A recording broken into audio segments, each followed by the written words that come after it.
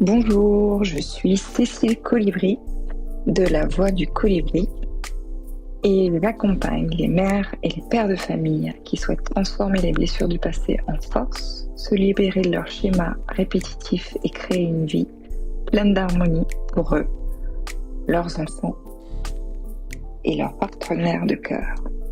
Aujourd'hui, on se retrouve pour la pleine lune et l'éclipse totale du 14 mars 2025.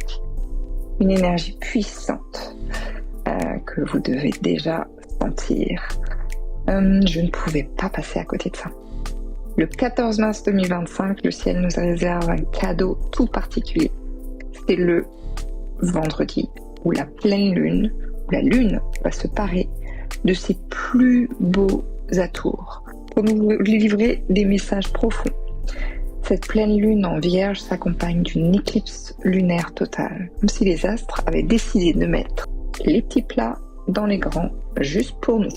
Les énergies s'annoncent très fortes pour secouer gentiment, mais sûrement, votre petit monde. On s'explique. Pour commencer, souvenez-vous que la pleine lune, c'est le moment où on récolte tout ce qu'on a semé à la nouvelle lune, c'est-à-dire le 28 février dernier.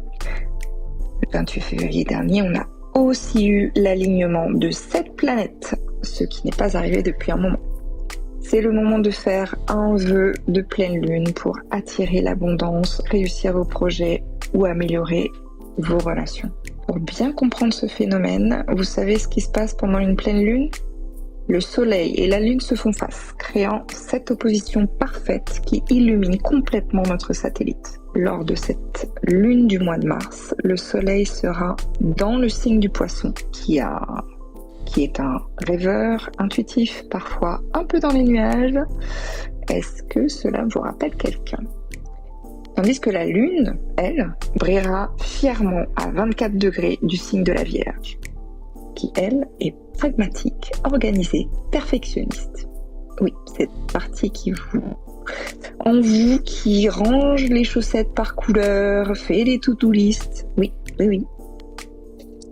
Lors d'une éclipse lunaire, notre sensibilité augmente et nous ressentons plus intensément les effets de la pleine lune. Selon ce que nous avons semé lors de la nouvelle lune, ou les événements qui se sont déroulés à ce moment-là, nous pouvons éprouver des émotions plus fortes. Nos réactions et nos ressentis deviennent plus extrêmes. On se rend bien compte que la lune a des effets sur les marées. Bon, nous sommes constitués à plus de 80% d'eau. Donc selon vous, est-ce que la lune a un effet sur nous ? Et quand je parle sur nous, je parle aussi de nos enfants. Si vous observez des comportements assez agités émotionnellement au niveau d'anciens comportements qui avaient cessé, qui tout d'un coup reviennent pendant toute cette période avant cette pleine lune, c'est normal. Nos enfants aussi transmutent des schémas répétitifs, des comportements familiaux, transgénérationnels, etc., etc. Donc s'il vous plaît, soyez clément et clémente envers vos enfants, parce que la façon dont ils sont agités correspond aussi à votre état d'être. Donc, une solution, vous posez cohérence cardiaque, même si c'est aux toilettes, cohérence cardiaque. Vous reprenez, vous posez les choses, un petit coup de CNV, communication non violente, où vous vous exprimez ce que vous observez. Oui, ça paraît facile comme ça, mais c'est faisable et ça fonctionne très bien. Donc, ce que vous observez, votre ressenti, votre sentiment, vos émotions, vous les partagez avec votre enfant. Ça crée un espace de dialogue apaisé, sécurisé, et vous le laissez exprimer ce dont il a besoin. Ça reste un conseil. Pour continuer, sur le plan astrologique, une éclipse de lune se manifeste comme une pleine lune amplifiée.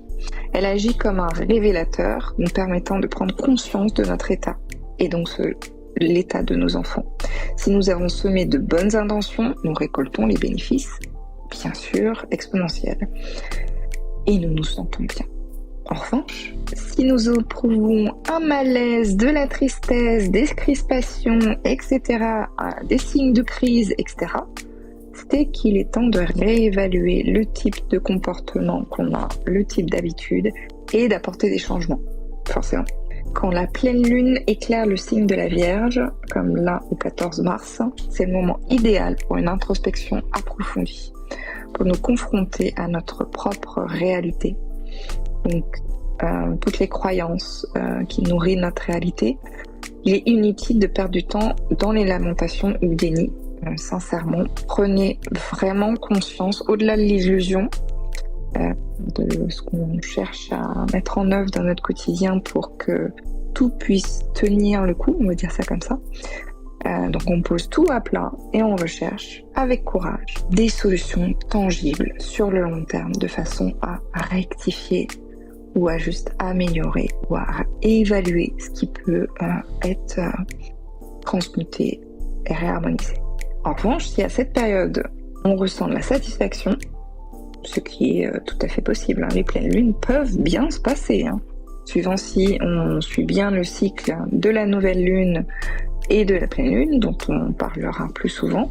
C'est une occasion précieuse d'évaluer nos choix et nos actions récentes, de savoir comment nos actions ont été bénéfiques et quel succès ça nous permet d'obtenir, d'acquérir grâce à ces actions pour pouvoir de nouveau les semer à la prochaine nouvelle lune. Une pleine lune du 14 mars en Vierge, ça permet d'examiner nos besoins. Le 14 mars, la pleine lune en Vierge est liée à Saturne, Neptune, Mars, Uranus. Le nœud nord est toujours en Poisson. C'est le moment d'écouter notre inspiration, notre intuition, de rassembler nos idées, de les structurer et de les noter, puis de passer à l'action de manière efficace, ciblée, avec confiance et audace. Et surtout, passer à l'action, s'il vous plaît. On passe la phase de procrastination. Les astres nous proposent d'examiner de plus près nos besoins et pour améliorer notre vie quotidienne, nos habitudes au travail, notre santé, notre hygiène de vie, les routines du matin. Comme je peux proposer dans les accompagnements, on revoit tout de A à Z. Les habitudes aussi avec nos enfants, qu'est-ce qu'on met en place, le rituel du soir, etc. Tout passe au crible. Ce qui est intéressant, c'est qu'il y a vraiment la possibilité de tout remettre à plat. Si j'ai un conseil, on va dire 4 conseils, pour maximiser les énergies de cette pleine lune, c'est faire le tri dans votre vie. 1. La Vierge adore l'ordre et la précision. C'est le moment idéal pour ranger votre bureau, votre disque dur, vos vêtements, votre tête, vos pensées, effectivement, et aussi vos rêves. Effectivement, les pensées conscientes, volontaires, et les pensées un peu inconscientes, mais qui viennent au fur et à mesure et dont vous prenez conscience. Deuxièmement, écoutez votre intuition. Les poissons vous rappellent que derrière toute cette organisation se cache une raison d'être plus profonde. Pourquoi rangez-vous ? Pour créer de l'espace. Mais pourquoi ? Pour accueillir quoi exactement ? Lorsque vous faites de la place pour quelque chose, intentionnez ce avec quoi vous voulez que ce soit remplacé. Si vous laissez du vide, si vous nettoyez en permanence et laissez du vide, c'est l'univers qui va décider en fonction des énergies que vous nourrissez sur le moment. Alors que l'idée, c'est de prendre les rênes de sa vie. Donc faire du tri, faire du nettoyage et ensuite d'intentionner avec notre intuition ce qu'on veut mettre à la place. Donc on arrive au 3e point. Confronter la réalité. Donc plus de place, oui, mais pas avec des « mais si, ça va aller ». Non, la Vierge est pragmatique et vous demande vraiment, vous êtes sûr, vous voulez se renouveler, vous voulez cette transformation, vous voulez vraiment ce switch de tout l'ancien on nettoie et on remet du nouveau, vraiment. Et 4e, chercher des solutions concrètes. La Vierge est excellente pour se creuser la tête et trouver de bonnes solutions. Donc là, c'est vraiment une idée de sur quoi vous allez focus. Est-ce que ce sont sur les problèmes ? Et donc vous nourrissez les problèmes, et plus vous en parlez, plus ça devient un problème, et plus ça se perpétue, et plus ça crée des ramifications, et plus le schéma se répète. Ou vous vous concentrez sur les solutions, les opportunités, ce qui vous est proposé, et vous y allez, et vous passez à l'action. Vous évaluez si ces opportunités, ces propositions correspondent, sont alignées avec qui vous voulez être sur le long terme, sur le moyen court terme, et vous y allez, tout simplement. Et oui, c'est des fois aussi simple que ça, même pour une balance. Petit rituel, je vous propose de prendre une feuille A4, de la plier en deux. Sur une page, vous allez noter tout ce dont vous voulez vous libérer et qui vous entrave.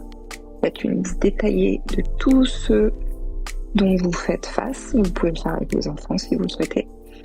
Et en face, vous allez faire une page avec toutes les ressources que vous souhaitez recevoir, que vous souhaitez accueillir à la place pour justement traverser la situation, pour améliorer les choses, pour harmoniser, etc. On est d'accord que la deuxième page avec toutes les ressources, on l'écrit à la forme positive, donc pas de négation. L'univers ne connaît pas la négation. Voilà. En tout cas, je vous remercie pour votre écoute. Si ce podcast vous a plu, je vous invite à mettre un cœur, un like, un commentaire, si ça vous a parlé, si vous avez eu des exemples concrets dernièrement. Et bien sûr, à le partager. À tout bientôt, à tout vite.